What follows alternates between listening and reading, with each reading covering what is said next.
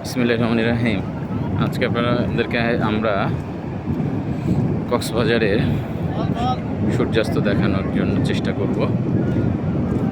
দেখেন কত সুন্দর বিস্তীর্ণ ঝাউবন, ওই পাশে টিলা, এই পাশে ঝাউবন, ওই পাশে আবার টিলা, আর চমৎকার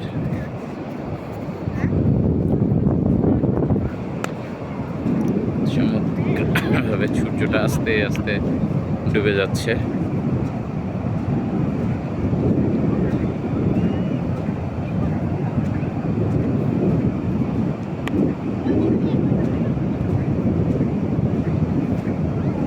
আলহামদুলিল্লাহ, সুন্দর মনোরম দৃশ্য।